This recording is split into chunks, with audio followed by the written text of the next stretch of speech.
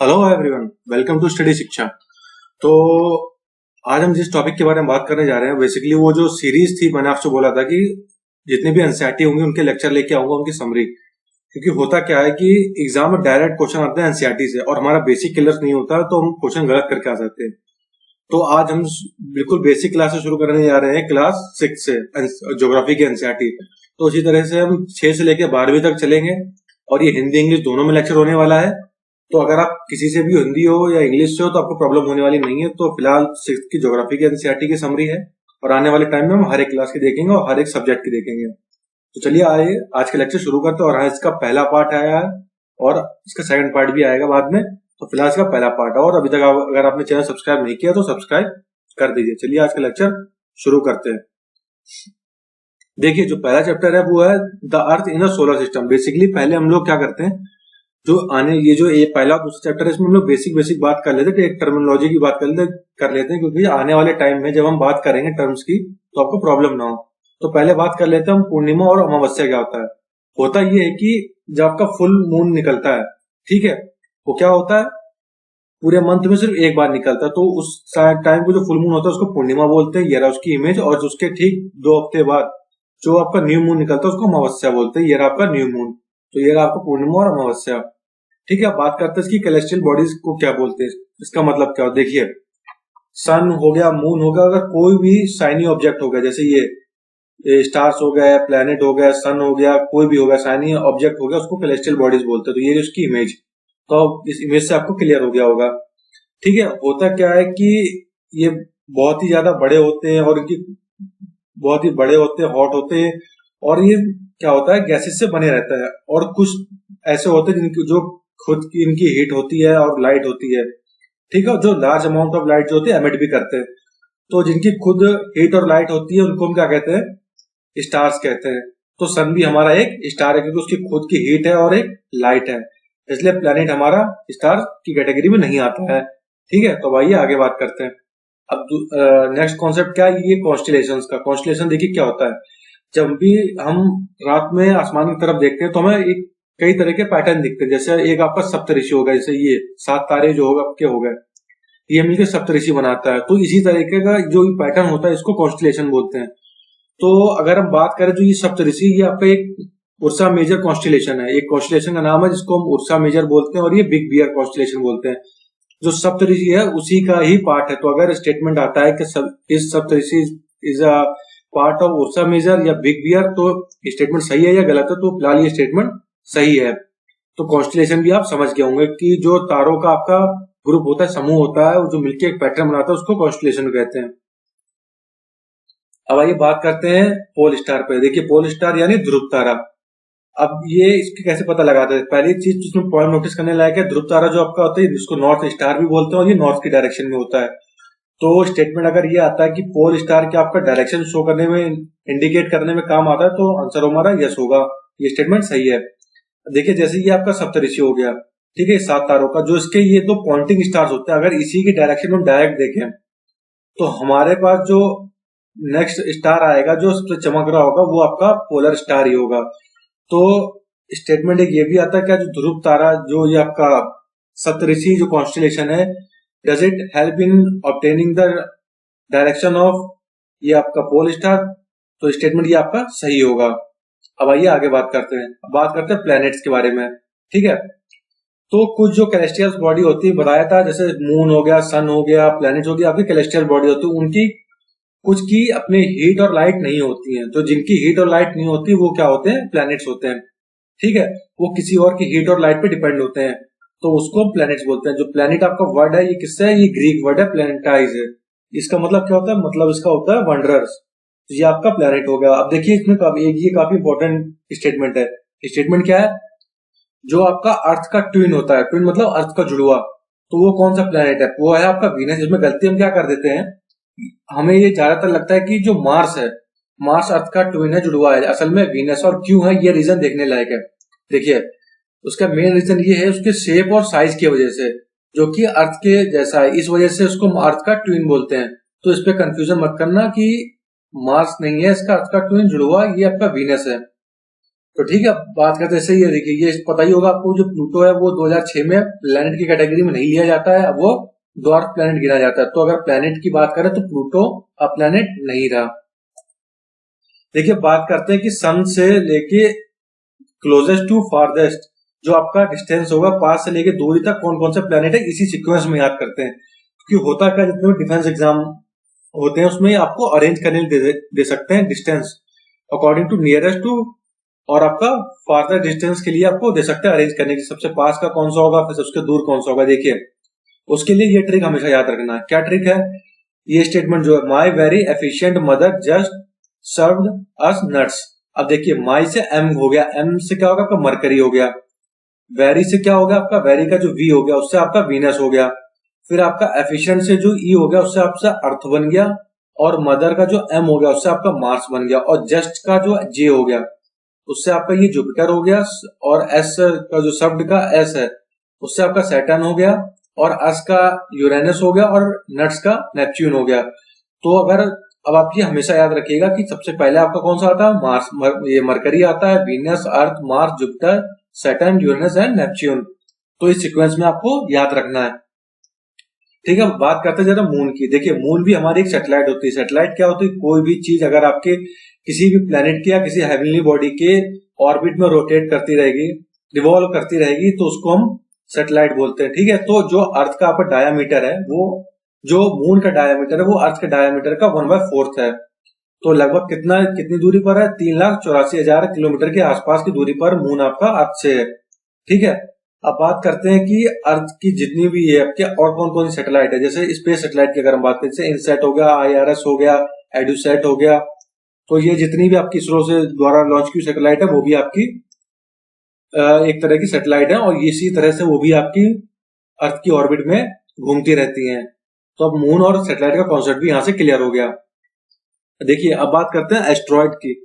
अब एस्ट्रॉइड होता क्या, देखिए एस्ट्रॉइड जो होता है कि आपके कई तरह का जो छोटी बॉडीज होती है, जैसे ये होगी, ठीक है, जो आपकी सन की अराउंड रिवॉल्व करती है, मूव करती है, और जो उसी को आपको एस्ट्रॉइड कहते हैं। अब जैसे ये देखिए ये आती कहां से, मेन सवाल ये उठता है। देखिए ये आपका मार्स रहा और ये आपका जुपिटर है, इनके बीच में देखिए बेल्ट हो रही होगी, ये आपकी बेल्ट दिख रही होगी, तो ये आपकी एस्ट्रॉइड बेल्ट है। ये देखिए एस्ट्रॉइड बेल्ट यहां से होते हुए आपकी सन के पास होते हुए जा रही है।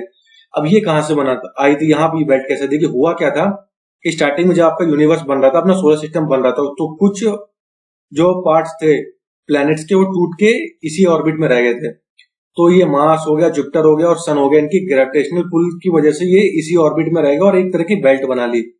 तो ये बेल्ट क्या कहते हैं, हम एस्ट्रॉइड बेल्ट बोलते हैं। तो जितने भी आपका एस्ट्रॉइड है फिलहाल अपने सोलर सिस्टम में, तो वो आपके इसी बेल्ट से आए हुए हैं। तो ये इस तरह का एस्ट्रॉइड दिखता है और ये आपके एस्ट्रॉइड बेल्ट है। तो अगर सवाल पूछा जाए एस्ट्रॉइड बेल्ट किसके किसके बीच में अपने सोलर सिस्टम में, तो आपके मार्स के बीच में ये रहा मार्स, और ये रहा अपना जुपिटर, इन दोनों के बीच में अपनी एस्ट्रॉइड बेल्ट है। अब बात करते हैं देखिए मेट्रॉइड्स की। देखिए मेट्रॉइड्स और एस्ट्रॉइड दोनों अलग रहते हैं, इसमें कंफ्यूज होने की जरूरत नहीं है, इसमें काफी कंफ्यूजन रहता है लोगों को। ठीक है, ये क्या होता है आपका, ये क्या, ये पीस ऑफ रॉक्स होते हैं, ठीक है, जो ये भी आपके सन के अराउंड मूव करते हैं। देखिए अब अंतर क्या होता है इसमें, ये जो आपके मेट्रॉइड्स होते हैं ये आपके रॉकी भी हो सकते हैं और आपकी ये मेटेलिक भी हो सकते हैं। ठीक है, और इसमें होता क्या है कि अब देखिए मेट्रॉइड्स और मेटियोर में अंतर क्या होता है। जब आपको बचपन में देखते हुए टूटता हुआ तारा दिखता है, असल में वो तारा नहीं होता, वो मेटियोर होता है।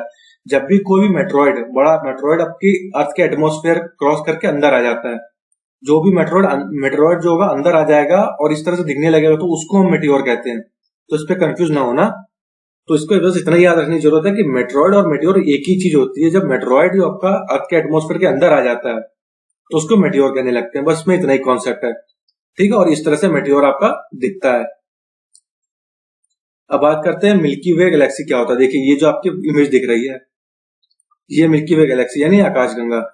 ये देखिए करोड़ों, जो आपके लाखों करोड़ों तारे होते हैं उससे मिलकर एक गैलेक्सी बनती है। ठीक है, तो हम जिस गैलेक्सी में हमारा सोलर सिस्टम है उसको मिल्की वे बोलते हैं। ठीक है, अब देखिए एंशियंट टाइम में अगर आप बात करेंगे, ये माना जाता था अपने आकाश में जो अपना यूनिवर्स है उसमें जो है लाइट की रिवर बह रही है, लाइट की नदी बह रही है।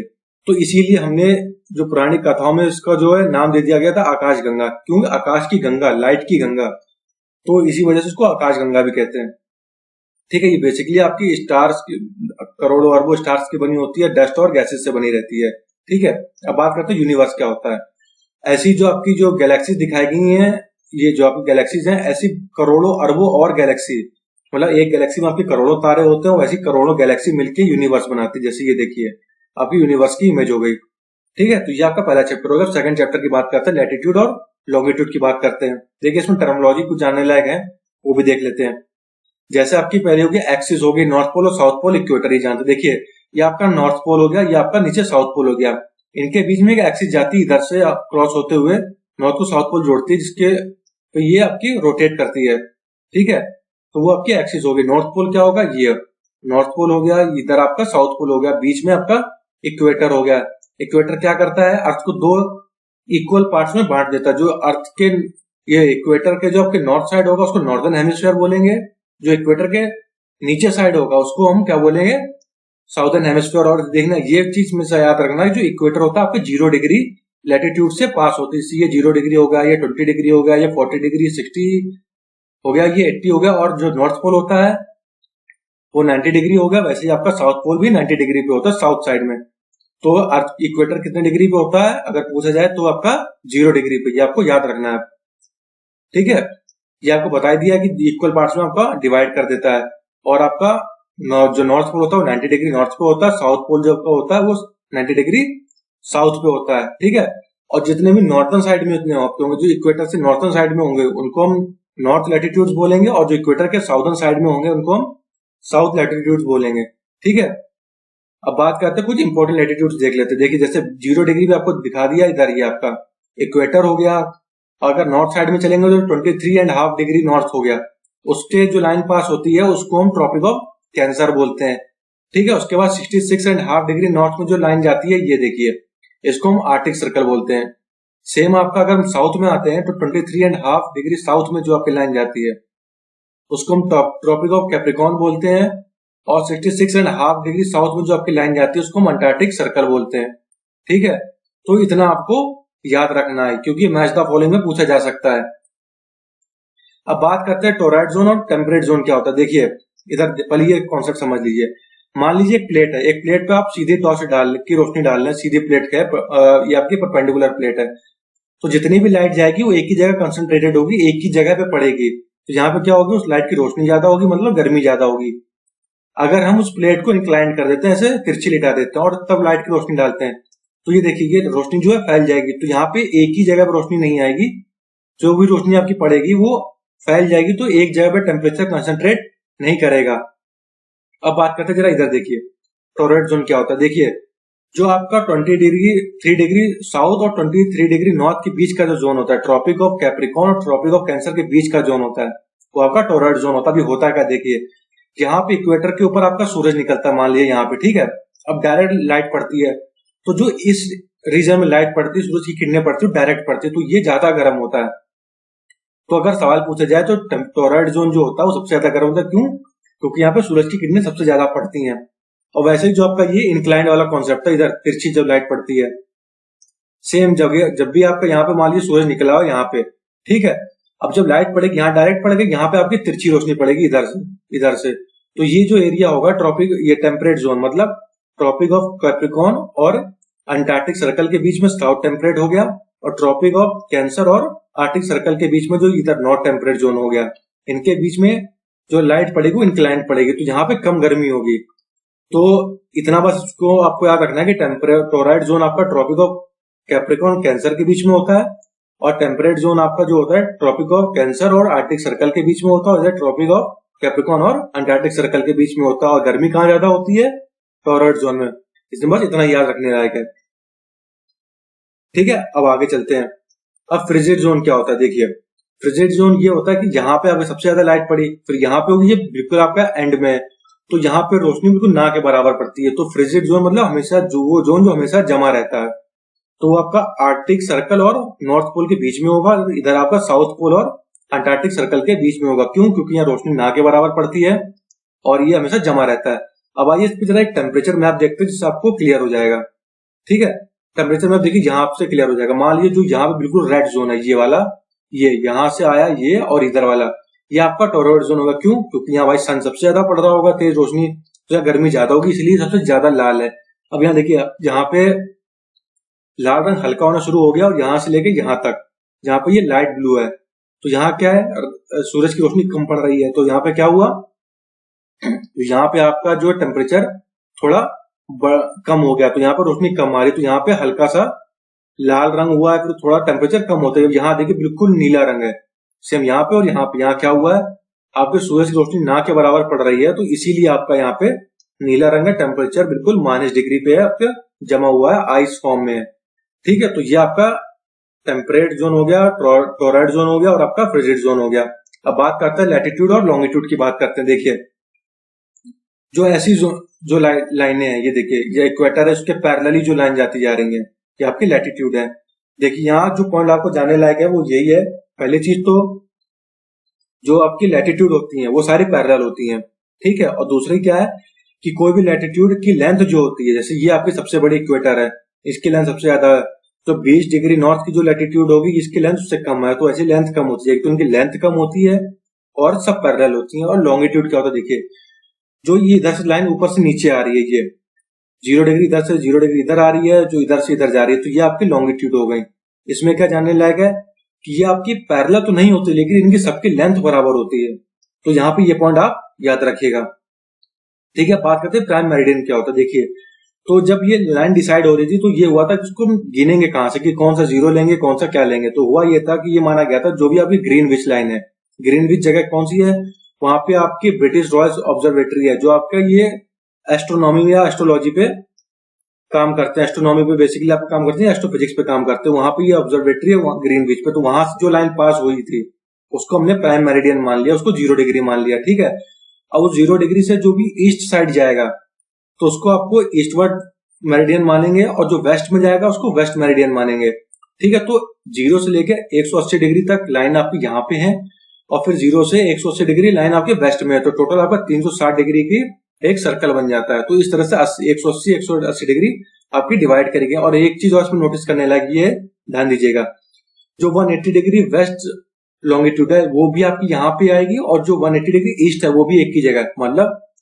180 डिग्री वेस्ट और 180 डिग्री ईस्ट, इन दोनों की जो लोकेशन होगी यहाँ पे ऊपर तरफ नॉर्थ साइड में और साउथ साइड में, वो एग्जैक्टली सेम होगी।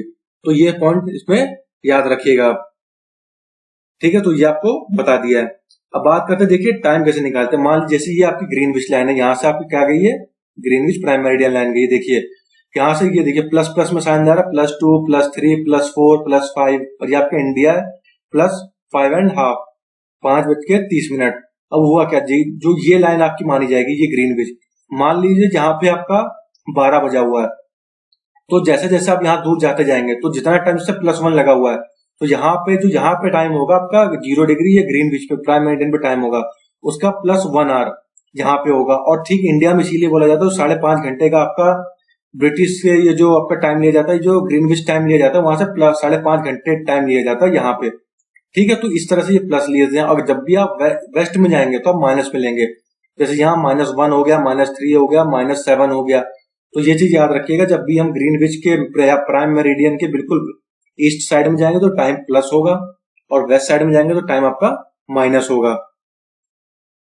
ठीक है, बात करते हैं कि यहाँ आपका स्टैंडर्ड टाइम कैसे लिया जाता है। जैसे इंडिया मान लीजिए, अब देखिए इंडिया में अगर आप यहाँ पे द्वारका की बात करें गुजरात में, और यहाँ पे डिब्रूगढ़ आसाम की बात करेंगे, तो इन दोनों के बीच की दूरी का जो अंतर होता है, देखिए यहाँ पे सूरज पहले निकलता है, यहाँ बाद में आता है द्वारका में, ठीक है, अरुणाचल पहले आता है, तो इनके बीच की दूरी का जो अंतर होता है वो टाइम की अगर बात करें तो 1 घंटा 45 मिनट का होता है। तो अगर इस हिसाब से अगर हम लोकल ट्रेन को अरेंज करेंगे तो कंफ्यूजन हो जाएगी। तो ये डिसाइड किया गया, तो एक बेसिकली एक prime meridian standard meridian time ले लिया जाए, जिसके अकॉर्डिंग हम टाइम प्लस माइनस करके निकाल लेंगे। तो वो जो लैटिट्यूड आपका लिया गया है, वो आपका लिया गया है, ये आपका जो लॉन्गिट्यूड लिया गया है वो आपका 82.5 डिग्री ईस्ट लिया गया लॉन्गिट्यूड। ठीक है, तो इसी के अकॉर्डिंग जब हम इधर जाते हैं तो उसको प्लस कर देते, इधर माइनस कर देते, इसी के अकॉर्डिंग आपका टाइम इंडिया का अरेंज होता है। देखिए एक बार क्वेश्चन ये पूछा गया था कि 82.5 डिग्री जो है किन किन आपकी जो 82.5 डिग्री जो आपके कौन कौन सी इंपोर्टेंट सिटीज से पास होती है। तो यहाँ पे एक सिटीज है इलाहाबाद, तो इलाहाबाद से ये स्टैंडर्ड इंडियन टाइम मेरिडियन जो है पास होता है। ठीक है, तो ये आपको देखने रहा है कि ये समझना है। तो अब ये आपका हो गया इंडियन टाइम मेरिडियन। ठीक है, अब आपका थोड़ी और बात कर लेते हैं, ये लास्ट चैप्टर है इस पार्ट का, मोशंस ऑफ अर्थ। ठीक है, अब बात करते हैं रोटेशन और रेवोल्यूशन। देखिए, अर्थ जब अपनी जगह एक ही एक्सिस पर रोटेट करती रहती है, घूमती रहती है, तो उसको हम रोटेशन मोशन बोलते हैं। और वो किसी, जैसे मान लो अर्थ जो है आपका सन के अराउंड रिवॉल्व करेगी, तो उसको रिवोल्यूशन बोलते हैं। अब ये देखिए, ये एक्सिस हो गया। एक्सिस अगर आपका with respect to orbital plane, ये आपका ऑर्बिटल प्लेन हो गया, डॉट डॉट लाइन जो है, इससे देखेंगे तो 66.5 डिग्री आपका एंगल बनाता है। और इधर से नॉर्थ पोल और इधर की बात करेंगे तो ये 23.5 डिग्री बनाता है। ठीक है, अब बात करते हैं ये सर्कल ऑफ इल्यूमिनेशन क्या होता है, इल्यूमिनेशन क्या होता है। देखिए, जैसे आपकी अर्थ होगी, यहाँ पर सूरज की रोशनी पड़ रही है, वो जो ऐसा सर्कल जो आपको डे और नाइट में डिवाइड कर दे ग्लोब को, मान लीजिए यहाँ रोशनी पड़ रही है तो ये आपका दिन हो गया, इधर नहीं पड़ रही तो ये आपका रात हो गई। तो जो सर्कल इसको डिवाइड करेगा उसको सर्कल ऑफ इल्यूमिनेशन बोलते हैं। और इसमें एक पॉइंट और याद रखिएगा, जो सर्कल ऑफ इल्यूमिनेशन होता है, ठीक है, वो आपका एक्सिस से कोइंसाइड नहीं करता है। एक्सिस यानी कि एक्सिस ये है तो इतना हिस्सा आपका दिन हो इतना, और एक्सिस के इस तरफ रात हो, ऐसा नहीं है। एक्सिस आपका यहाँ है लेकिन सर्कल ऑफ इल्यूमिनेशन यहाँ पे है। तो इसमें ये पॉइंट आप याद रखिएगा कि सर्कल ऑफ इल्यूमिनेशन है, ये कोइंसाइड नहीं करता आपका एक्सिस के साथ। ठीक है, अब बात करते हैं कि अगर क्या हो, क्या जो है रोटेट करना बंद हो जाए। देखिए, इसमें दो चीजें आप याद रखिएगा। पहली चीज क्या है कि अगर रोटेट करना बंद हो जाएगी, यानी घूमना बंद हो जाएगी, तो अर्थ में जिस तरफ दिन होगा वो दिन ही रहेगा हमेशा के लिए, जिस तरफ रात होगी वो रात ही रहेगा, वो फ्रीजिंग कोल्ड वहां पे हो जाएगा, एक तरह से बहुत ही ठंडक हो जाएगी। ठीक है, दूसरा पॉइंट आपको क्या रखना है कि जो अर्थ के जो मौसम है, वेदर है, जो सीजन होते हैं बेसिकली, वो किस पे डिपेंड करते हैं, वो आपके rotation of earth and revolution of earth जो होते हैं, यह जो चीजें डिसाइड करती हैं अर्थ के सीजन। तो ये स्टेटमेंट पूछा भी गया एग्जाम में, इसलिए इसको हमेशा आप याद रखना। ठीक है, बात करते हैं सोलिस्टिस क्या होता है। जो आपका सोलिस्टिस होता है वो बेसिकली आपका सन जो होता है वो आपको, ठीक है, जो उसके नॉर्थली और साउदर्ली जो पार्ट होता है वहां पे अपियर करेगा। देखिए, अब इसको कैसे समझते हैं, ऐसे तो कंफ्यूज हो जाएंगे। जैसे मान लीजिए ये आपका 21 जून हो गया, अब ये जो हिस्सा है आपका, ये सन की इस तरफ है। ठीक है, तो जो इधर वाला पार्ट होगा ये आपका ट्रॉपिक ऑफ कैंसर है, यानी नॉर्दर्न हेमिस्फीयर जो होगा जून में, या जून में गर्मी होती है तो यानी हम नॉर्दर्न हेमिस्फीयर में। ठीक है, तो ये आपका सन की इस तरफ होगा, तो यहाँ पे गर्मी होगी, और साउदर्न हेमिस्फीयर में आपकी ठंड होगी। ठीक है, तो यहाँ पे क्या होगा, इस समय जो डेज होंगे नॉर्दर्न हेमिस्फीयर में वो बड़े होते हैं, और नाइट्स जो होती है छोटी होती हैं। ठीक है, और जो साउदर्न हेमिस्फीयर की बात करते हैं, यहाँ पे आपका दिन छोटे होते हैं, रात बड़ी होती है। ठीक है, अब बात करते हैं यहाँ पे एक सोलिस्टिस हो गया। क्या हो गया, यहाँ पे जो होगा ये आपका साउदर्न हेमिस्फीयर जो होगा वहां पे सूरज होगा, और नॉर्दर्न हेमिस्फीयर पे नहीं होगा। तो नॉर्दर्न हेमिस्फीयर में, यानी इस समय हम लोग दिसंबर में हम लोग यहाँ पे होते हैं, नॉर्दर्न हेमिस्फीयर में यहाँ पे सूरज नहीं होता है, तो यहाँ पे होती है आपकी ठंड, तो हम ठंड फेस करते हैं।